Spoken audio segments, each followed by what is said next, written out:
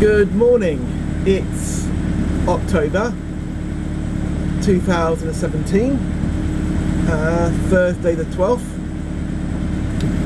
and it's my last day of 14, 15, 16, 17, 18 days 18 days on the Norfolk Broads on my own with the dog. As I thought it'd be, it's been quite a surreal experience because there's been absolutely no pressure. I can do what I want when I want. The first week I went down to Thirdmouth and Womack, but didn't have enough tools to do what I wanted to do in the back bedroom, so went back to the mooring at Wroxham. But I got what I wanted the next day and then left again. And then I slowly poodled down via Thirdmouth again, Womack, Ponte Higham, and then made it through Yarmouth to Burney Arms. It was spring tides and very high tides at that, and my mooring flooded, not too far, just a couple of inches, but then the next day it flooded some more, so I moved up and I found a mooring called Pokey, I think I pronounced that right, on the way to Reedham, which has high mooring posts, so good place to go when it's a bit iffy with the tides. And then went on to Reedham, Loddon, and then made it way back on the Sunday through Yarmouth again, and then been potting around the Northern Broads since then. Went back to Wroxham on Monday and came straight back out again later that day again. So I've just been down to St Bennett's favourite place, and then stayed last night at Sow House on the island.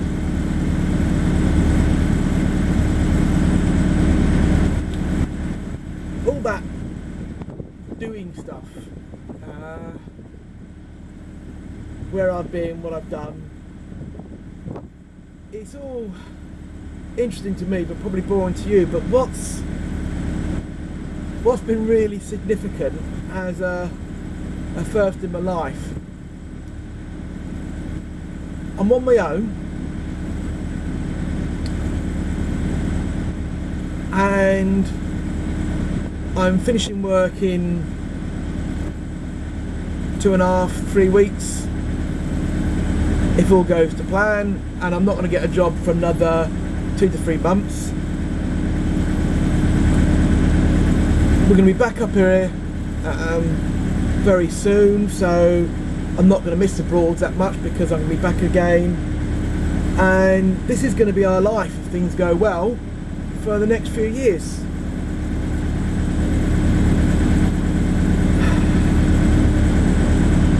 It's a choice. Do we live with busy and doing and worrying about money and about things, or do you just go for it? I don't know what life has for Di and I. I don't know if we'll have 30 years together or 3 months. But what I'm not going to do is look back in 10 years time and think, why did I wait, and have life pass me by. I'm not going to be stupid and stick my head in the sand. I'm not worried about money, but if things go to plan, which is a big if, then I should be able to do what I'm doing, enjoy myself, and by the time I'm 60 enough money to comfortably retire permanently, either on the boat or rent somewhere. And if things go pear-shaped, either with the boat or with work, I can do that a bit earlier. I need to work now for the next 3 years. That's a given now. Once I start work after Christmas, I've got no choice. I need to work. But I don't need that much, so I'm going to pick the job that I like doing, not because of status or because of how much money I'm going to earn from it, but because of what I like doing. So I'm going to go back and be a support worker, because it's about life. I'll be living on the boat, and when I go to work, I'll be living too. Gonna be a little bit nervous of being interviewed again, and a bit nervous of working for a corporation, a company, because I haven't got much faith and trust in companies and in the corporate. Met some really great people with prospects, dimensions and waymarks. In fact, I met some really good friends, and I met some good people high up, and I got met some good people that I work with. But what I discovered, when push comes to shove, company comes first. And if you're an employee, if you're a manager or a carer, don't really matter that much. But as a support worker, what does matter is the people you're supporting, and that's where your focus is supporting them with their independence and giving them a life, a good life. And if you're doing that, side effect of that is you get a good life yourself.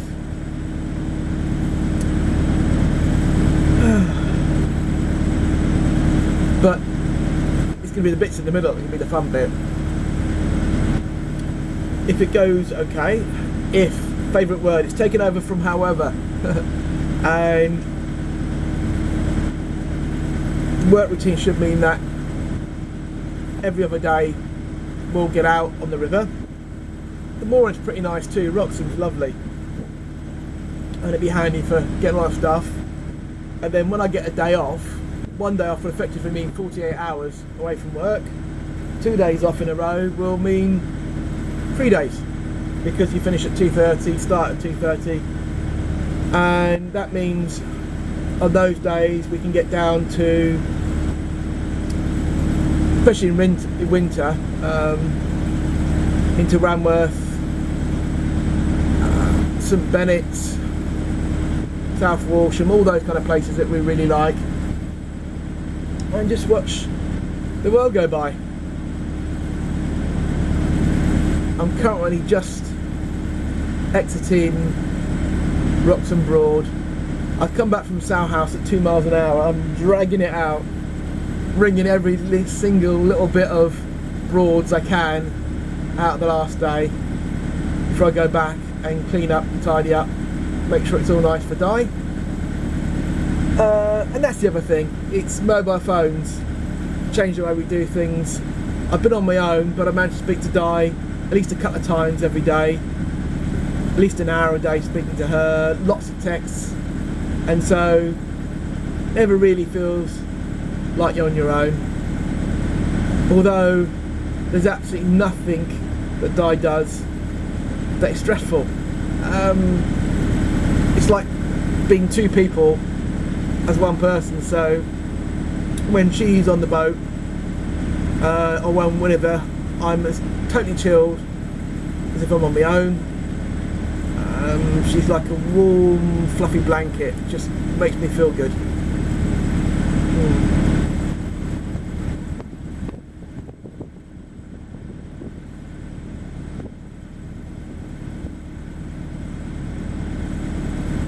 That's the other thing of being married for 30 years. you sort of feel like you're together even when you're not.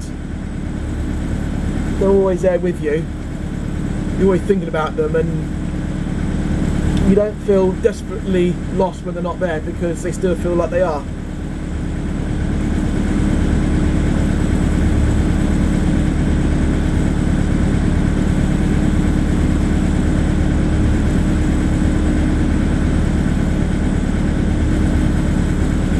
One final word of warning for anyone who's watching this who's going to hire a boat, or haven't hired a boat yet. 1 week, 2 weeks, 3 weeks, it's never going to be enough.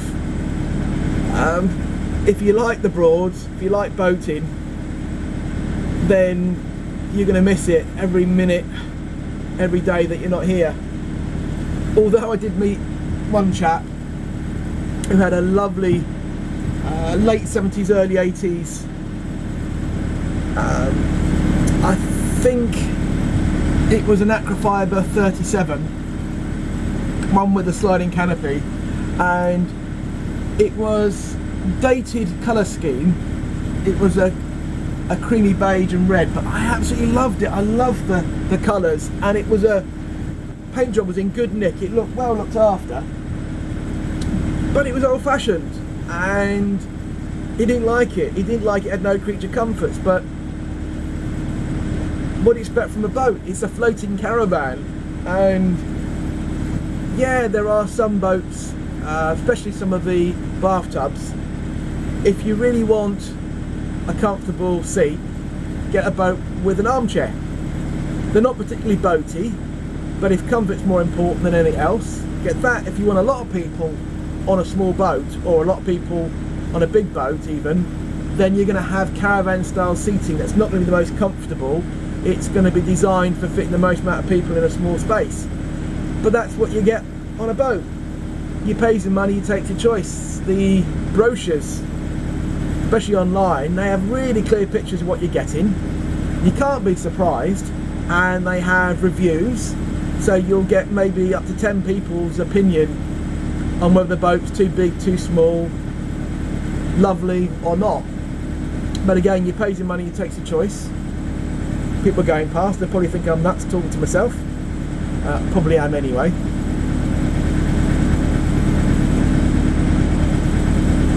Don't seem that cheerful though, didn't get a wave.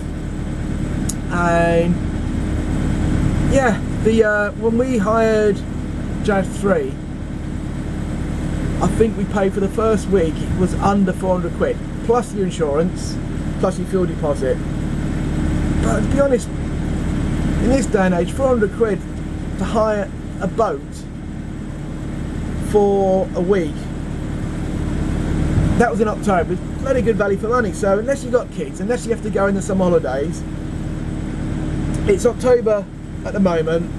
I've had wind, I've had rain, but for the most part, I've had nice weather. Today it's partly cloudy, it's absolutely glorious. And if you come prepared for all kinds of weather, it's being on the river, being around the trees, being around nature, watching the sunset, watching the sunrise, going through Yarmouth, planning your trips, not planning your trips. That's what makes it special. It's not the kind of holiday like when you go to Butlins and you're busy the whole time. It's just chilling, it's spending time being together, having a game of cards, going for a walk, just really relaxing. And if that's not your cup of tea, then fine.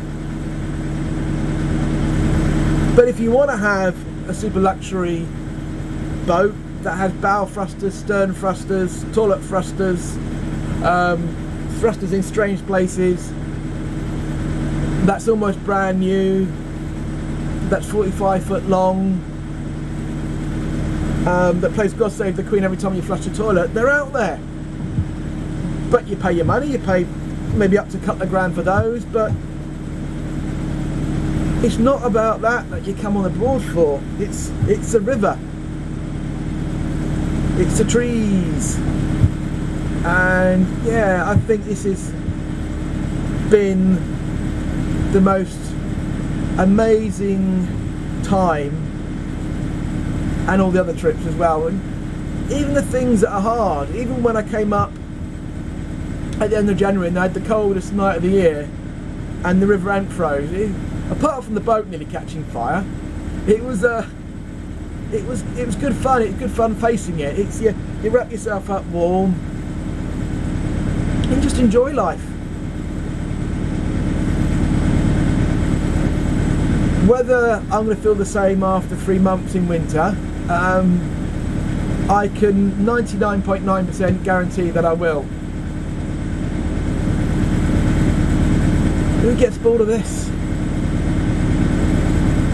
And whether or not I blame the week on Brinks Jazz 3 in October last year, or whether I blame my parents for taking me on fishing holidays in September when I was about 12 or 13, I think it was. We went up to Peterborough and we used to take the caravan and park it on the River Nene, backing on to the river, and then my dad would spend a week fishing, especially in the evening, and the smell of the river and the fields in the evening, and paddling on a canoe, which I was absolutely hopeless with, are just absolutely amazing, and I don't think I've ever got over it. And I had my week on the Broads with Andy when I was 18, and the irony is these boats were the Challenger, Pink Champagne, White Champagne, Commander, and these ones from Sabine Marine, Magnifique 1 and 2. These were the new boats at the time, although this one's 1987, so they were still being produced back in 1982. These were the new super duper boats of the time. They had all mod cons then, they had telly in every room. They used to have davits on the back, apparently. I don't know if this one did. Yeah. So, things changed, but I think I've just about rattled on enough now. I'm just coming into Wroxham, so I'm going to say goodbye for now. I don't know how much we're going to be able to talk when we're living up here, because it would take so much of our data allowance to upload videos, etc.